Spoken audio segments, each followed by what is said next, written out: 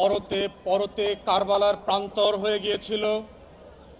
সেই কারবালায় জীবিত এবং শহীদ এবং জীবিত অথবা শহীদের মাঝখানে নাম না জানা হাজার হাজার পরিবার এবং ব্যক্তিবর্গ যারা আছেন, সালামু আলাইকুম। বাংলাদেশের ইতিহাসের ৮০০ বছরের পরে ২০২৪ সালের গণ অভ্যুত্থানে যে ঘটনাটা ঘটে গেছে সেটা হচ্ছে লক্ষণ সেন, ইখতিয়ার উদ্দিন মোহাম্মদ বিন বখতিয়ার খলজির আসন্ন সেনাবাহিনীর ভয়ে নদিয়ার প্রাসাদ থেকে পিছনের দরজা দিয়ে যেভাবে পালিয়ে গিয়েছিলেন, গত ৮০০ বছরে এই বাংলার আর বঙ্গীয় জমিনের দ্বিতীয় উদাহরণ তৈরি করেছেন হচ্ছে বাংলার ফ্যাসিবাদী শাসন ব্যবস্থার নায়ক, শেষ বংশের শেষ উত্তরাধিকারী বেগম লক্ষণ সেন ২০২৪ সালে পিছনের দরজা দিয়ে নেতা কর্মীদেরকে লক্ষ লক্ষ অবরুদ্ধ এবং অনিয়ন্ত্রিত অবস্থায় রেখে পালিয়ে ওনার প্রভুর দরবারে গিয়ে প্রমাণ করেছিলেন ৮০০ বছরের ব্যবধানে আমরা নতুন করে আরেকজন লক্ষণ সেন পেয়েছিলাম।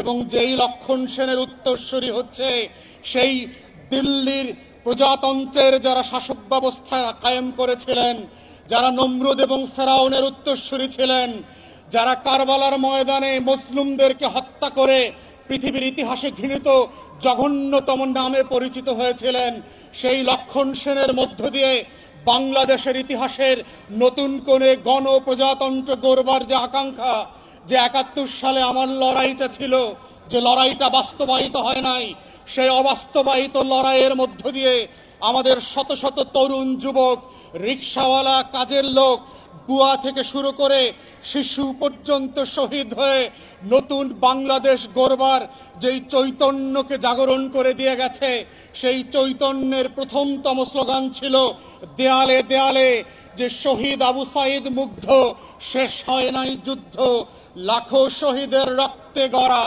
দেশটা কারো বাপের না, অতএব বাংলাদেশটা কারো বাপের না। সেটা ৮০০ বছর আগে লক্ষণ সেনকে এই দেশের মানুষ যেভাবে বুঝিয়ে দিয়েছিল, ২০২৪ সালের জুলাই এবং আগস্টে শেখ পরিবারকে আবার বুঝিয়ে দেওয়া হয়েছে বাংলাদেশ কারো বাপের না।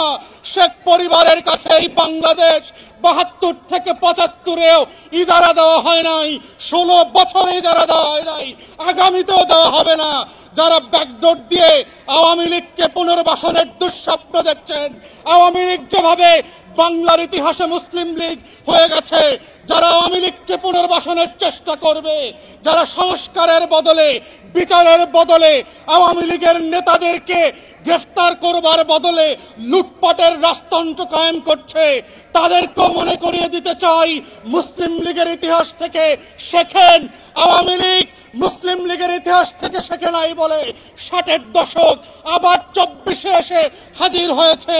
তাই গণ অভ্যুত্থানের স্পিরিট হচ্ছে বাংলাদেশ বদলে দেবার বন্দোবস্ত, গণ অভ্যুত্থানের স্পিরিট হচ্ছে নতুন করে বাংলাদেশকে ফ্যাসিবাদ মুক্ত বাংলাদেশ গড়বার প্রত্যয় তৈরি করা, গণ অভ্যুত্থানের স্পিরিট হচ্ছে সংস্কার এবং পরিবর্তন, গণ অভ্যুত্থানের স্পিরিট হচ্ছে গণতদন্ত কমিশন করে আমার ১৭০০ শহীদের প্রত্যেকটা লাশের প্রতি ফোঁটা রক্তের বদলা নেওয়ার বিচার করা, গণ অভ্যুত্থানের স্পিরিট হচ্ছে ২৫,০০০ প্রতিবন্ধী এবং আহত মানুষকে বাংলাদেশের উত্তর প্রজন্মের কাছে পরিচিত করিয়ে দেওয়া, গণতদন্ত কমিশনের মধ্য দিয়ে গণ অভ্যুত্থানের স্পিরিটকে বাস্তবায়ন করবার জন্য আমরা এখন পর্যন্ত দেখি নাই অন্তর্বর্তীকালীন সরকার গত ৪.৫ মাসে একটা তদন্ত কমিশন করেছে। আমরা গত ৪ মাসে দেখলাম না পিলখানা গণহত্যার জন্য যারা আমরা রাস্তায় রাস্তায় মিছিল করেছি গত বছরগুলোতে, তাদের বিচারের জন্য একটা তদন্ত কমিশন হয়েছে। আমরা এখন পর্যন্ত দেখলাম না গত ৪.৫ মাসে এই বিচার ব্যবস্থাকে ঢেলে সাজানোর জন্য ন্যূনতম আয়োজন করা হয়েছে। অন্তর্বর্তীকালীন সরকারের উপদেষ্টা আছেন, আমরা মনে করিয়ে দিতে চাই রাজপথের লড়াইকে ভুলে যাবেন না। রক্তের বদলাতের রক্তের যে বিচারের দাবি এসছে সেগুলোকে ভুলে যাবেন না। আমলাতন্ত্রের ফাঁদে পড়বেন না। রাজনৈতিক দলের বাটপারি আর নির্বাচনের যে গণদাবি আসছে এগুলোর মধ্য দিয়ে যেন বিচারের দাবিগুলো হারিয়ে না যায়। তাই আমরা আশা করছি বাংলাদেশের ইতিহাস বদলে দেবার যে লড়াই 24-এ হয়েছে এর প্রত্যেকটা পরতে পরতে বাস্তবায়নের দায়িত্ব আপনাদেরকে নিতে হবে। না হলে ফ্রেঞ্চ রেভলিউশন থেকে, রুশ বিপ্লবের ইতিহাস থেকে শিক্ষা নেবেন। আপনারা এবং আমরা গিলেটিনের নিচে আছি, বিচার করবেন, না হলে আমরাই বিচারের মুখোমুখি হব। এই বাস্তবতা ভুলে না গিয়ে বাংলাদেশে নতুন বাংলাদেশ গড়বার যে লড়াই, সেই লড়াইতে আপনারা লড়াইয়ের মতো করে সামিল হবেন, সেই আহ্বান জানিয়ে আমার বক্তব্য এখানেই শেষ করছি। সবাইকে অসংখ্য ধন্যবাদ। ধন্যবাদ মায়ের ডাক এবং তার পরিবারদেরকে। আসসালামু আলাইকুম।